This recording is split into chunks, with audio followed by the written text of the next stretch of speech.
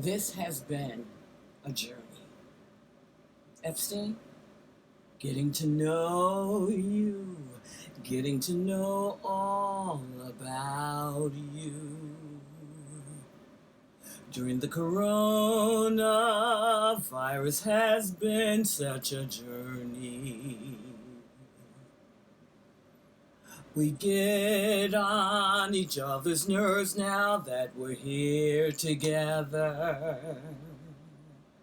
24 hours a fucking day. He won't make the bed, he says, why bother? I said to him, it just looks better. He sleeps all day, he's up at night. All I wanna do is watch my shows. He watched the news, then gets blues all day. I'd rather sleep and deal with it. Getting to know you during the coronavirus. You won't leave the house even for 5 fucking minutes. I try to clean, but you don't understand. You can't clean with your being there. You've got to leave the house to give me just a break. 'Cause getting to know you during the coronavirus, I'm about to slit my fucking throat if this doesn't end. Sort of like that song in a certain sense. I was about ready to slit my throat if the song had dragged on any further. Now, welcome everyone. We're Epstein and Hassan. And this is our 6th show, and tonight we figured we'd give you an update. When we started doing this show about a month ago, the first show we did was called Trapped in Our Apartment, and tonight we're going to give you the update about, I guess it's 4 or 5 weeks later. Yes. We're still trapped in our apartment. As you could tell by that song, that vicious, cutting, like ridiculous song, showing only one side. And believe me, I would sing a song, but I'm not going to do that. I could sing 4 songs about what a pain in the ass it is to be with her, but I'm not. I'm above that. I'm bigger than that.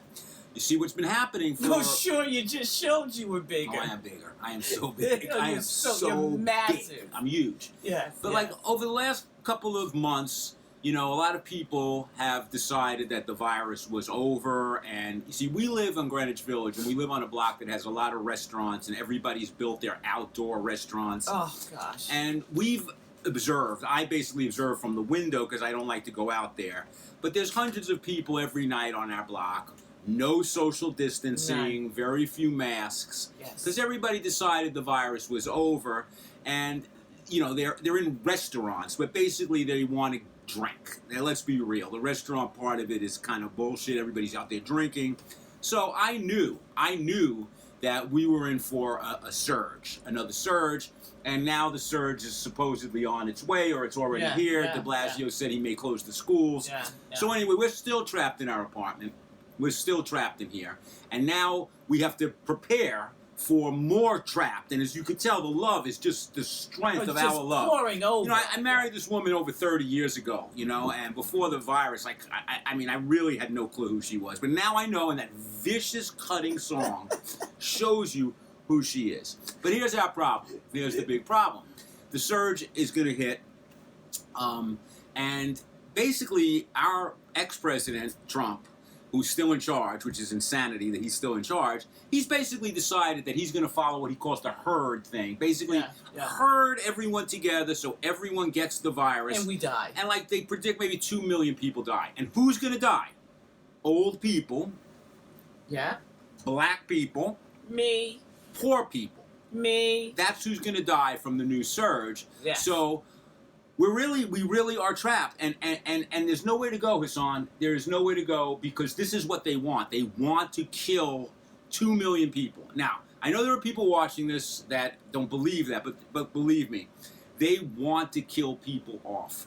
they've realized something. They no longer need workers because they're going to have machines do all the work. So there are millions and millions of people. If they die during Corona, it's not a big deal. The wealthy people are not dying. The billionaires are just getting richer and richer. That's right. And people like us, ready to cut each other's throats. That's right. In this apartment, we're gonna pay the price. And a lot of people are. What we realize when we talk to a lot of people aren't doing anything. They're staying in their homes, and this is scary. You watch the damn news, you don't know what the hell. Who do you believe? See, but if I want to watch the news, then she's going to sing a song that gives me the blues. When you watch the news, what the fuck else are you going to get? I mean, this is a bad situation, and I don't want you people to get the wrong idea. I still love her. There's Absolutely. no question. I love her. Yeah. You know, as much as before the virus, I'm not going to get into rating things. It's not even important. Oh, it's not easy living with me either. I mean, you know, he just can't sing. What an understatement. If he could It's sing, he could tell you. No, if I it's could not sing, easy. you know, I've been told not to sing. No, I've got a couple of people tell me I not think to you've sing. made it clear. I think you've made it clear. So,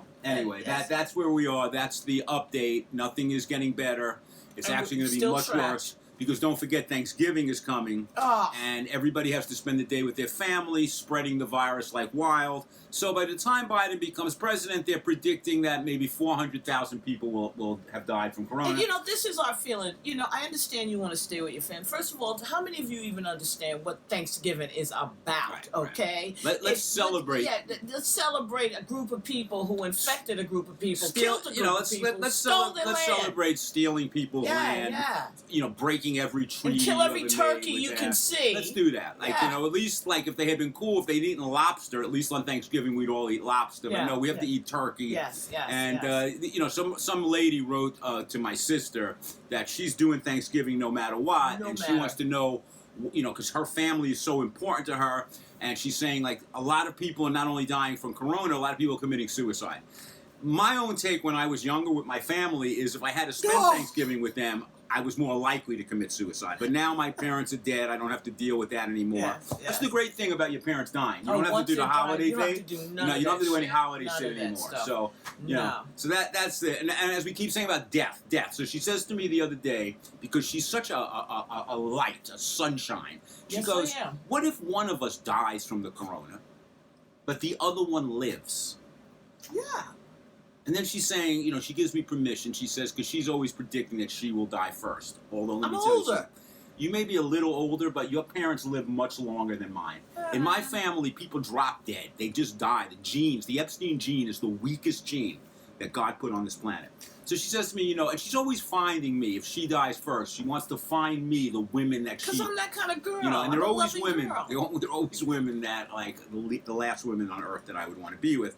But here's the other I don't thing. want him happy. As I've always said as I've told her, look, I'm a germaphobe. If she drops dead, I'm never having sex again. That's it. I'm going to become one of those, what do they call them, incels, guys that don't have, because, you know, you got to worry now. Like, I've read online that people are now picking each other up in bars and they wear masks while they're having sex. How do you even deal with that? Now, if you're into masks, because that's your thing, like a mask, Yeah, but this is that's different. fine. This is This a is a different corona kind of mask. mask. So No, what no, happens? no. Like, you got both of you have your mask on, and you got to, you know, you're taking each other's temperature before you start. That's a turn on? That's a big turn on. And then, do you wear the mask before you eat the pussy? I mean, what do you do? Like, when you go down to eat the pussy, do you have the do you have the slip mask the on? mask Do you take the Then mask you go like off? that? Then you, I you know, don't it's just know. kind of confusing. Like, I what don't do you know. do with your mask? If you have an orgasm, how does the guy know? Right. If you're like, You know, he and might what about feel, kissing? though. What about kissing? Because you're going to spread the germ. Oh, forget So that. kissing. So the Forget best that. the best things in life, going to the Forget movies, that. Forget making that. out, you can't do because of this fucking virus. Yeah, And let me say something.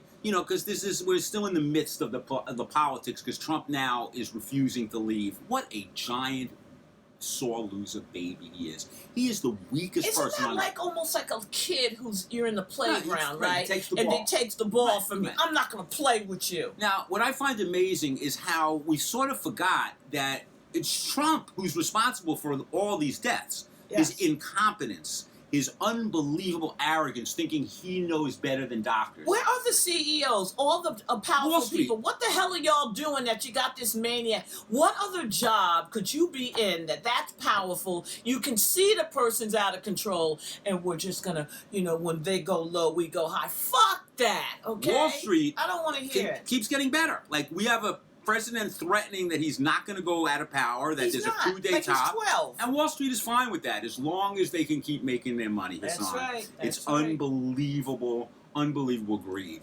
So, as you could tell, I told you when we did our first show that one of the things I learned about her, being with her 24 hours a day, 7 days a week. This is like unbelievable in this apartment. You have no idea how tiny this is. This is like 3/4 of our apartment right here. Here it is. So she watches Law and Order 24 hours a day, 7 days a week. And at the beginning, I was kind of fighting it, right? But now he wasn't just, he was judgmental. Because like I should be watching the news. Something deeper. Yeah, something deeper. Yeah. But now I am totally addicted to all of Dick Wolf's shows.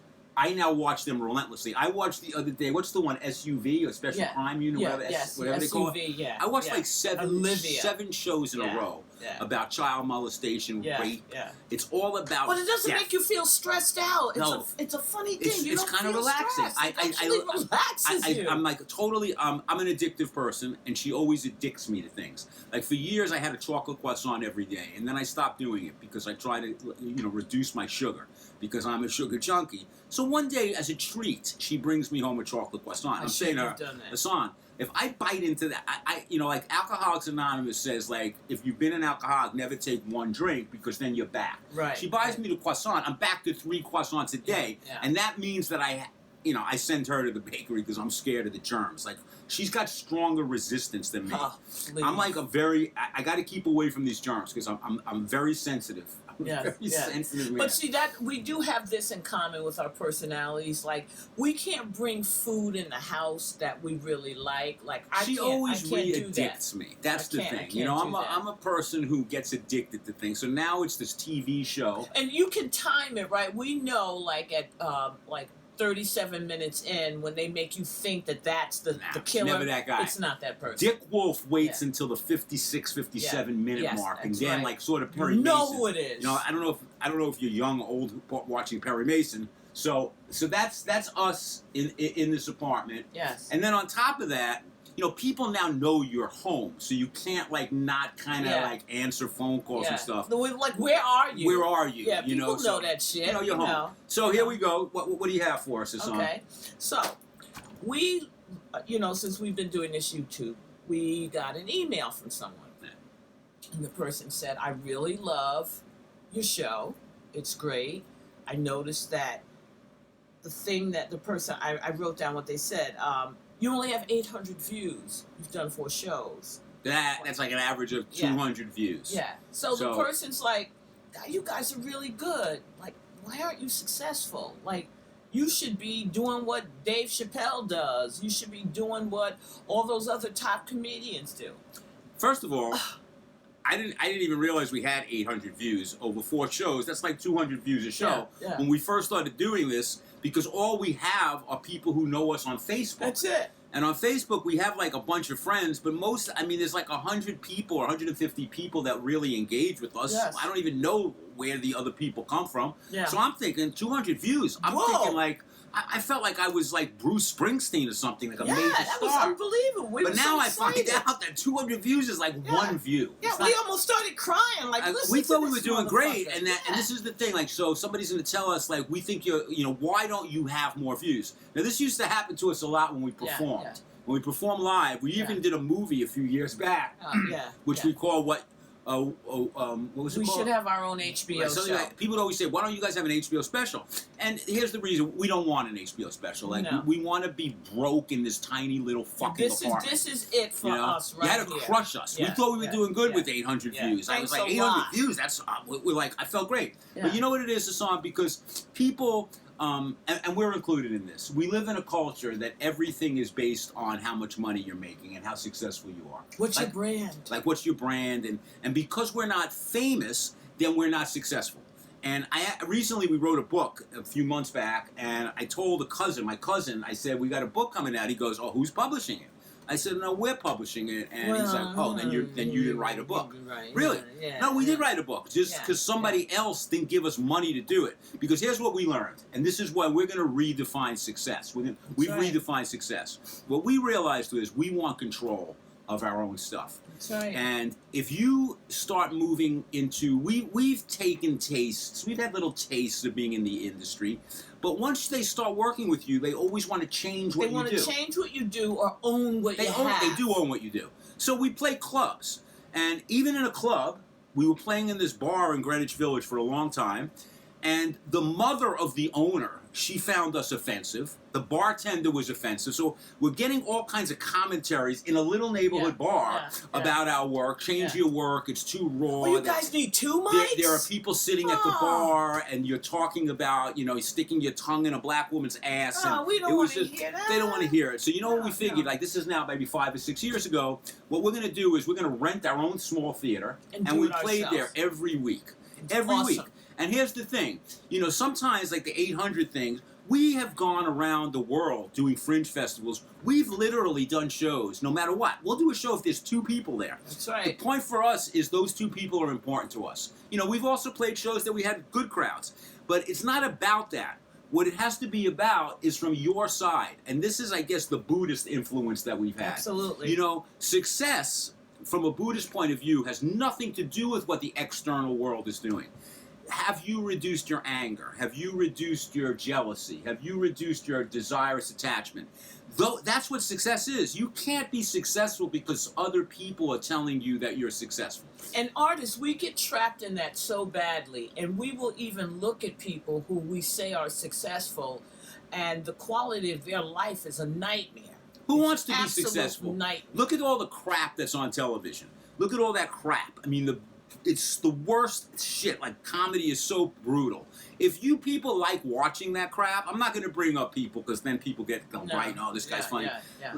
We're just winging it on our own, and what we're trying to do our whole career is to make people laugh. If you laugh, then we're successful, whether there's 800 or 8. It really doesn't matter. And that's what's kind of cool about this, because we don't know if anybody's there or not. And there's a lot of people out like us that are artists that you don't know about or you might not have heard, regardless if it's musicians, painters, dancers. The biggest we're proof. all out there. I got the biggest proof. We're all out there. I worked in jazz clubs for over 25 years. The greatest musicians in the world. The best, by far.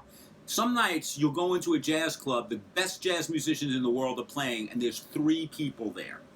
And then some garbage, crap pop music, there's millions and millions of people there. And buying their product.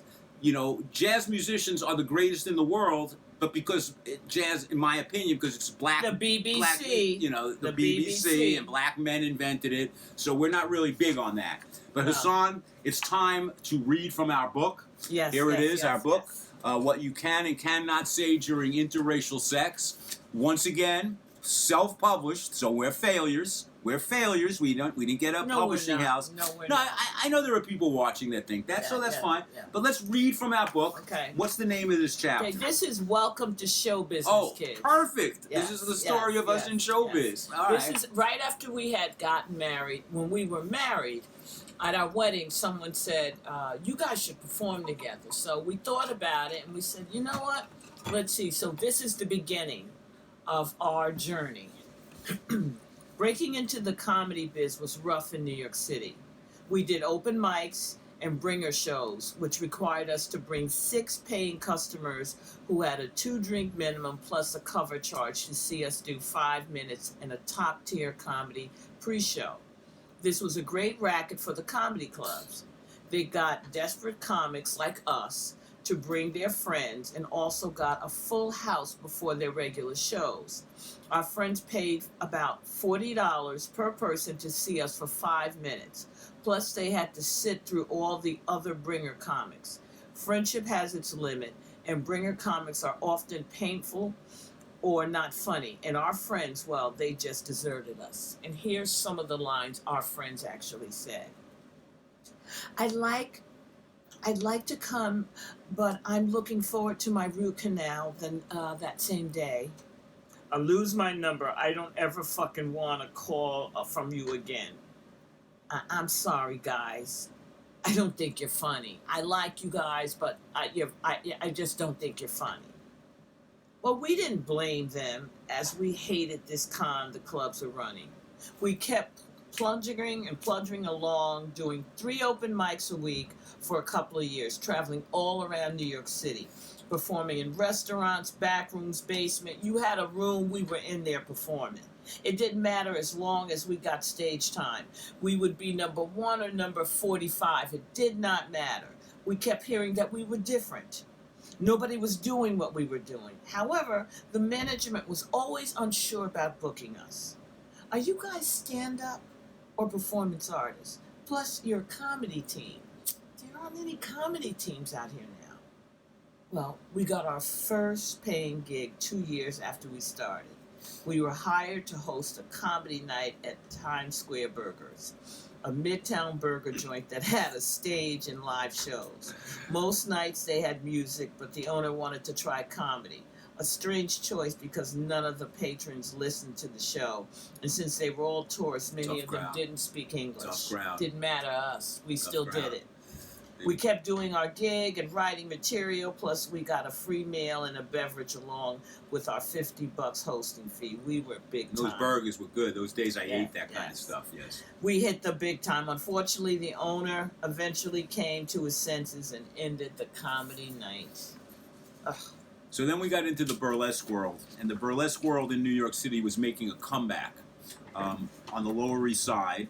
And the most outrageous show was called the Blue Angel Exotic Cabaret. A friend of ours who was a dancer knew our work, and she thought we would be great for the show. We got the gig and began developing our act as the most outrageous blue comedy team in New York City. When they say blue, they basically mean dirty. The Blue Angel show featured sword swallowers, magicians, kung fu experts, acrobats, a lot of dominatrixes, naked female dancers, who would either perform classic burlesque or punk burlesque. The show was held in a downtown venue on the Lower East Side called the House of Candles, and it was packed with scenesters, celebrities, degenerates. Drew Barrymore came to the shows, and it kind of got a big buzz going on. It was very decadent. It was sexy. The show ran for 4 hours. Lots of ripped comics, ripped customers, lots of drugs. And doing comedy in that atmosphere was really challenging because the people that were there mainly wanted to see naked women. They didn't really want to see like a annoying Jewish guy from Brooklyn and his wife. But over time, people started to really dig us. And we eventually became the hosts of the show. We hosted the show, and it moved to a different venue. And at that venue, they did 2 shows a night. Each show was about 3 hours. So for 6 hours a night between naked women, we did comedy.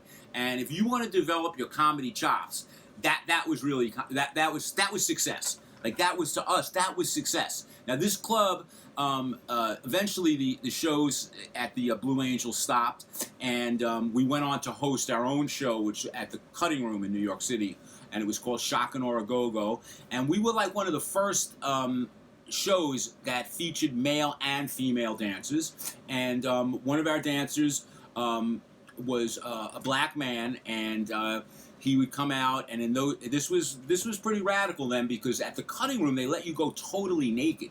So this was a really wild show, and we as you could tell, I got off the book because she left me, like my mom left, so now I can really just talk to you. Let me tell you something, she's driving me nuts with this shit in this, but I don't want to say much because she's going to come back. So anyway, it's time to bring on our special guest. Every week we have a special guest truth teller, and this is his second appearance here. He's the artistic director of Epstein and Hassan's Dirty Truth Tellers. Please welcome legendary jazz drummer, the great Joe Keys. Joe. Yeah, what's up? How you doing, man? Hey, man, what's up? How's it going, man? Yeah. So, Let me get situated, get situated, you know. I know you need to get your hat together. Yeah. Hey, Joe, like, you're a single guy. How are you finding, like, dating during this coronavirus thing? Let me tell you something, man. When you come and date me, I got like a machine, right? It takes your temperature, gives you a pap smear. Really, pap smear? All that shit, man. I'm checking that shit out. Yeah, because it's kind of, I heard, do you wear a mask? Do you make out with a mask? Oh, yeah. You're wearing a mask. Yeah, but you're probably kinky, so you probably have make like... that shit work, man.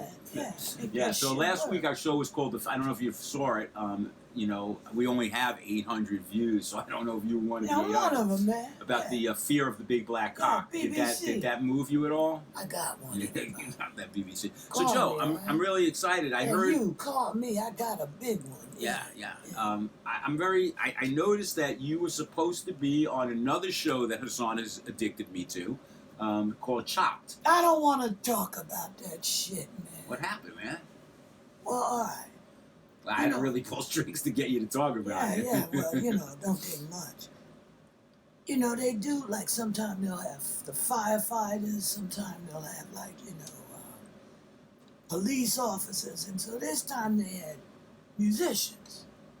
So they said, we're going to do a trial to try you out first before you get on there. So I said, dessert. I make great brownies, man. Really? So I made my brownies, right? I got all my shit, and they said you could bring in your own, like if you got spice. So I brought my own shit in there, and I made them brownies right. I hooked that shit up right. They go time up, bam, my shit was on there. You never want to be, you gotta get all the stuff on the plate. You can't leave something off. If you leave one of the ingredients off, that is a crime. If you leave an ingredient off, you can't, like, it's almost that you can't win. Somebody did that, right? In the trial, she was like crying. She was crying. Now, if you leave an ingredient off, that's like major thing. Yeah. All my shit was on there, right? So. Man, I'm watching too much TV. Yeah. So I'm a deep guy. I don't know what happened to me. They tried it, right? So they were like, they ate it, right? And then they're like, Joe, what's going on in here? First of all, it's hot as hell, and I'm feeling dizzy. Well, see, in my brownies, I put hot fucking sauce in my brownies. Really? And weed. You put weed in your and hot sauce. Yeah. Really? So did anybody get high? I got disqualified, They threw you off? Yeah. You see, I think that's racial. I think it's racial. There was another black in there. What the fuck you talking about? No, but if a white guy put weed in there, they probably, No, luckily, man, we were where it's in California, you can smoke weed, so they didn't arrest me. I thought they shot the show in New York. But they were doing this one, man. Oh, they did it in California. Oh, wow, that's really Follow interesting. me, man. Follow me. I'm trying to follow you. Follow me, man. So they, I love prop comedians. You kind of reminded me there. Remember that redheaded guy who have a lot of props? Yeah. But I put hot sauce in everything. Okay. It's a black spice, man. Hot sauce. What did it say? Red devil. I'm the black devil. You're the black devil. So they fucking disqualified me. They said, like, you can't put marijuana. I said, but you can put oregano and shit. You know what I like when the host, I don't know his name, the guy, he always asks people, like, if you win the $10,000, what are you going to do? Well, he asked me that. And what did you say? I said, I'm going to take some chicks out. Some hookers. I always want somebody to say hookers and cocaine. That's what are you going to do with 10,000? You said that, 10,000. Hookers and cocaine. Okay, the corona. Right, we can't touch. Yeah. So, but do you have anything you want to say before, because we're running out of time, do you have anything you want to say about Trump being a sore loser? Well, see, this is my thing. Were you a sore loser when you lost Chopped? Yeah, you were a sore loser. Everybody, like in Chopped, you walk away talking. I was like, they cut me out. They cut you out. I was like, these motherfuckers, man. I can fucking cook. I wasn't walked away going, my mother's looking down. My mother ain't looking down on me. My mother's in the fucking ground. I love when those people always telling I want to win this to make my kid proud. You're a fucking chef. The whole thing with food, this whole food culture. You shit it out. It ain't it's not a big deal. Like, the fact that we don't have music, the fact that you can't perform, the theaters are closed, nobody gives a fuck. But if they close the restaurants now at 10 o'clock, there's nervous breakdowns, and it's all bullshit, because it's just because people want to drink. Well, I just want to say, you motherfuckers should have put me on Chopped just because I put weed in the brownies. I don't think you should have lost. But anyway, Joe, thank you so much. It was great having you here today. Thank you very much. The great Joe Keys. The great Joe Keys. Yeah, so now I'm watching Chopped. I'm watching, my mind is shrinking. I believe that all these TV shows, this Chopped and these Law and Order and the Chicago PD, these things shrink your brain. They definitely shrink your brain. And my brain wasn't that big. So I feel like if I have to go through another 6 months now that the second surge is on the way, I might, I don't know. So it's pretty depressing. As you can tell, I'm pretty depressed about this. I was happy about our 800 views, but now I realize that that's nothing. I don't know how we're going to get more views, Hassan. You can't even get these motherfuckers to subscribe. How do you get them I to? don't know. What are we going to do? I don't know.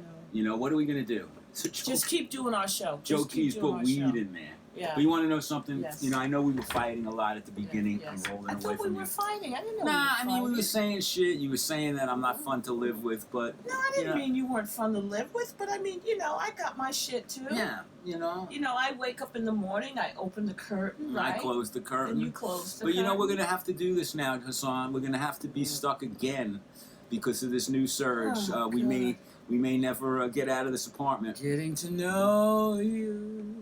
Getting to know all about you. I'm learning much more than I ever wanted to know. So anyway, Yes, I think you just did a great job. am I singing? Yes. Okay, so Smoke Cats, if you write another vicious thing about me smoking, you bald son of a bitch. Yes. You know. But that's it for tonight. Yes. Hopefully by next week we'll have 820 views. We hope so. If we get to 820, will we be successful, Hassan? Yes. Now, if you're not doing anything, subscribe. Subscribe. Tell people about it. You're sitting at home, okay? You can watch We ask you to Chops, you can watch the subscribe. news. After you fucking watch the news, you need something to make you laugh and smile. All right, so just subscribe, That's write right. comments, all these things. YouTube checks your analytics, and if you want to start making money on this, you need comments, Yes, you yes. need subscribers. Not only that, Support they the even black check energy. how long people watch. Absolutely. Because they want to know if they can sell commercials. Yes, So yes. it's all kinds of shit, and we figured it would take us, you know, maybe 20, 30 years but to get we're to old. We don't have you know, a long I think time. you need like 50,000 subscribers. Right now, I think we're at 12 or Well, 30. yeah. So I don't know. But now I'm going to start watching because I didn't know we were failures because we only have 800 We're views. failures. Yeah. But anyway, we're Epstein and Hassan. We love and you. Don't go away because the Jackies have some comments they about have the a show. lot Thank to you very say. much.